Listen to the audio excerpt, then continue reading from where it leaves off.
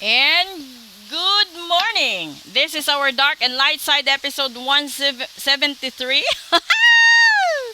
Nako, sino kaya yung mga laging nag-iisip sa akin at nagkakaroon ako ng mga glitches, okay?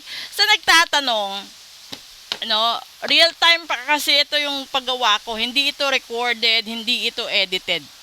Okay? Real time. Kaya nakikita nyo, naririnig nyo yung mga pagkakamali. Dahil mas maganda kasi pag real time. No? Ganun ako.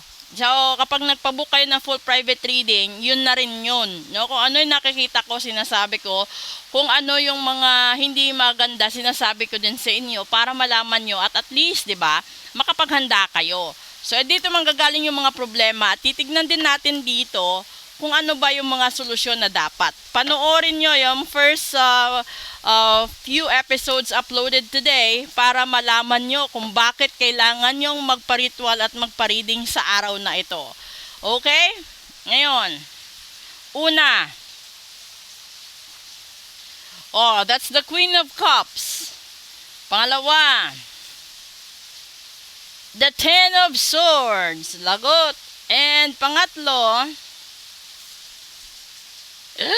the World. Ngayon, napakasimple. May mahal kang tao. May pinag-alayan ka ng pagmamahal mo. 'Di ba? Ito siya. This is the Queen. At posible na nasasaktan ka dahil siya ang buhay mo, siya ang mundo mo.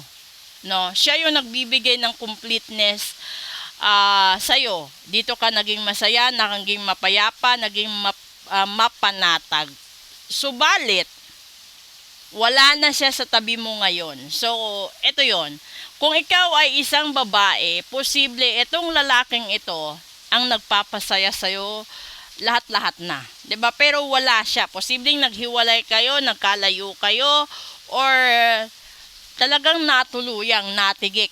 Okay? Tignan natin dito.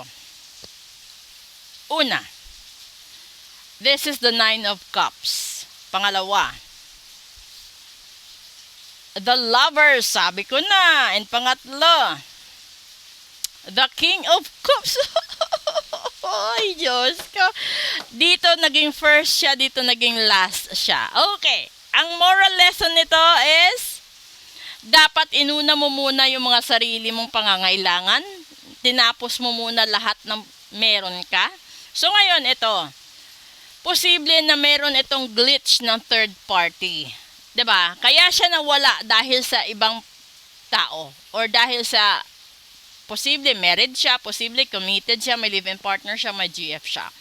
Dapat dito sinasabi, dapat naging fulfilled ka or dapat pinag-isipan mo na tapusin yung current relationship mo bago itong taong nagpaparamdam sa'yo. Ngayon, kung para maging simple siya, 'di ba? Kung ikaw yung tipo ng tao na hindi ka na masaya sa relasyon mo, mapaasawa mo ito, live-in mo, girlfriend mo, kabarkada mo, no, na you're falling in love with. Kung hindi ka na masaya sa current relationship, tapusin mo bago ka mag-switch sa taong nagpapasaya sa'yo, kumukumpleto sa buhay mo, at nagbibigay ng mapayapang pamumuhay, which is the peace of mind na napakahirap kasi hindi pwedeng bilhin ng pera. Pero ang hirap, no, dadaan ka sa matinding struggle. Ngayon, malamang ito, 'di ba? Kung napanood nyo yung daily episode ngayon, para makuha nyo at maibalik sa inyo ang taong mahal nyo, you have to get that ritual. Message lang po kayo para magamit nyo yung energy ngayon na naipakita sa daily episode ngayong araw. So, tignan nyo yung daily episode ko para malaman nyo yung solusyon dito. Okay? So, if you want to book for a full private reading, leave a message or drop a comment. If you want to avail the rituals, specific and customized, message lang po kayo. At maraming salamat po.